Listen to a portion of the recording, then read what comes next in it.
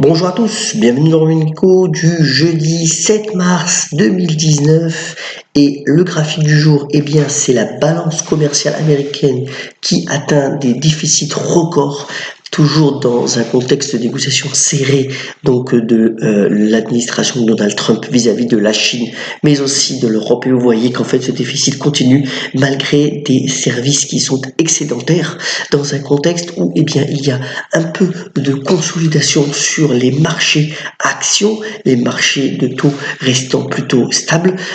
L'OCDE hier a fait donc état de perspectives plutôt moroses sur l'économie mondiale. Vous voyez qu'on a donc des perspectives économiques à la fois pour cette année et l'année en cours. L'Italie serait même donc en récession et globalement, mis à part l'Inde qui connaîtrait plutôt une trajectoire intéressante, la majorité des grands pays vont connaître une activité plutôt à la baisse. Même la Chine, malgré le plan de relance qui est mis actuellement en place par le gouvernement, verrait aussi sa croissance plutôt s'affaiblir.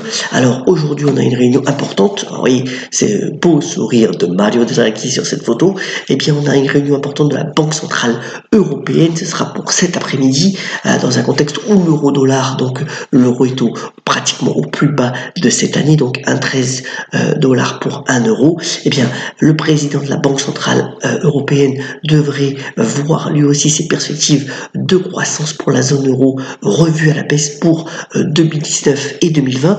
Et toute la question est de savoir est-ce qu'un plan d'aide pour des prêts bancaires va être mis au goût du jour comme ça avait été le cas lorsque l'activité avait bien ralenti dans le contexte de 2011-2012, ou bien est-ce que la BCE va jouer un petit peu la montre, voir comment l'activité économique va se dérouler dans les prochains mois pour pouvoir mettre ce plan en place. Il faut savoir aussi que la succession de Mario Draghi est engagée pour la fin de cette année, donc la BCE, la Banque centrale européenne, doit marcher un petit peu sur une réunion importante qui aura à la fois un effet, bien entendu, sur les valeurs bancaires et financières en bourse, mais aussi, bien entendu, sur cette parité euro-dollar, donc à suivre. Autre point aussi important, et ça fait toute la joie de Valérie Pécresse, donc la dirigeante de la région Île-de-France, puisqu'apparemment 50 firmes financières ont déménagé de Londres à Paris sur la dernière année. C'est toujours des négociations assez ardues pour le Brexit. Pour le moment, il n'y a pas véritablement d'accord entre les parlementaires pour arriver à un consensus et ensuite négocier avec l'Union européenne. Alors Theresa May essaie de trouver cet accord, notamment avec aussi les travaillistes et Jeremy Corbyn, mais c'est assez ardu. Pour l'envoyer que le FTSE, donc l'indice boursier anglais, n'en a cure, il reste complètement stable, toujours beaucoup de complaisance dans ces marchés financiers pour le moment, mais voilà, il faudrait qu'il y ait au moins un accord d'ici lundi ou mardi prochain, puisque la date butoir c'était le 12 mars, pour qu'ensuite celui-ci soit discuté avec l'Union européenne, le temps presse. Venons-en juste un petit mot sur l'or. Alors vous voyez que l'or a pas mal reflué ces derniers jours, surtout dû au fait que le dollar s'est raffermi contre les principales devises. Je pense que véritablement à ce niveau-là où on peut attendre un niveau encore de 1 ou 2% plus bas, c'est toujours intéressant d'avoir environ 5% d'or dans le portefeuille au vu des incertitudes macroéconomiques et géopolitiques qu'on peut avoir. Donc voilà, ce reflux peut être mis à profit pour que l'or soit présent dans vos portefeuilles si ce n'est pas encore le cas. Alors venons-en au bref. D'abord, on a deux groupes industriels importants européens qui vont publier leurs résultats ce matin. Continental, bien entendu, dans tout ce qui est pneumatique. Vous savez qu'il y a eu l'action Continental a extrêmement baissé tout au long de l'année 2018, puisque le groupe allemand avait fait des avertissements sur ses résultats successifs. Alors c'est intéressant de voir un petit peu quelles seront les perspectives par rapport au marché automobile que Continental Financial Times présentera ce matin. L'autre groupe, c'est Lafarge Holcim. Alors, vous savez que cette fusion, on pensait que ça allait véritablement créer le premier groupe cimentier mondial avec deux casquettes à la fois, donc française et suisse. Ce groupe d'ailleurs devient de plus en plus suisse et de moins en moins français dans son management et sa façon de concevoir, mais voilà, c'est un management à la Suisse. Est-ce que ça va commencer à porter ses résultats au niveau de la rentabilité et de la gouvernance du groupe, puisque vous savez qu'il y avait aussi ce problème notamment du fait que Lafarge aurait financé une partie de Daesh en Syrie. Eh bien, tous ces points seront certainement abordés lors de la présentation donc des résultats ce matin, et là aussi des perspectives du groupe par rapport au contexte économique mondial. Donc voilà, Lafarge Holcim assure aussi ce matin en termes de résultats. Alors, c'est important le virage stratégique qui est pris donc par le groupe Facebook et en particulier par Mark Zuckerberg, puisque il est en train de dire une des composantes de la stratégie de Facebook, c'est-à-dire si un utilisateur met un message, il sera public. Eh bien, c'est un revirement stratégique, puisque maintenant le groupe de Mark Zuckerberg veut créer véritablement des plateformes de messagerie de plus en plus privées, de plus en plus sur des communautés restreintes et sur des messageries donc cryptées.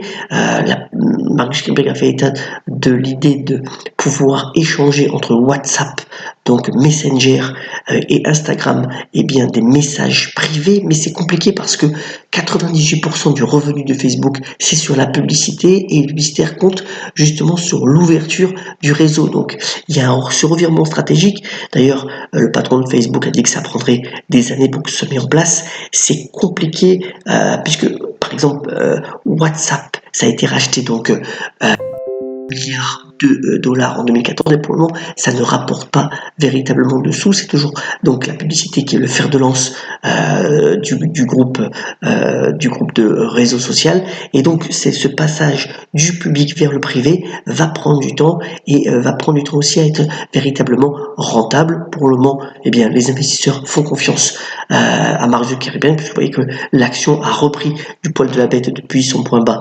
d'octobre et reste à peu près sur des niveaux de 172 $. Mais voilà, c'est une affaire à suivre assez intéressante. Alors, revenons en France pour saluer véritablement les 50 ans du groupement les Mousquetaires, qui véritablement fonctionne bien, puisque on est là sur, alors c'est pareil, c'est les enseignes bien entendu que vous connaissez, Intermarché, Netto, Bricomarché. C'est quand même 44 milliards d'euros sur l'année écoulée.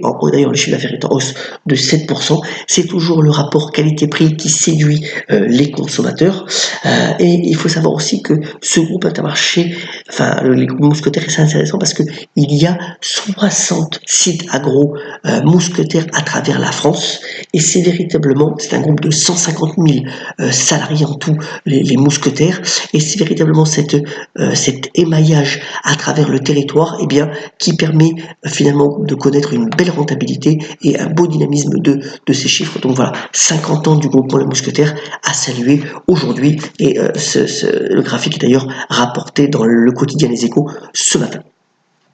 Dernier point, donc c'est Calvin Klein qui sort du luxe. Alors le groupe, c'est un groupe qui s'appelle PVH. Calvin Klein, ça représente quand même 9 milliards encore de dollars de revenus annuels. Donc Calvin Klein a dit qu'il sortait du segment du luxe pour se concentrer sur le segment moyen de gamme, donc la mass consommation, parce que finalement tout le segment haut de gamme n'a pas fonctionné. Voilà, et c'est des réductions d'effectifs notamment à Milan, donc donné par ce groupe PVH pour donner un petit peu plus de rentabilité donc à l'enseigne du Calvin Klein dans les prochaines semaines.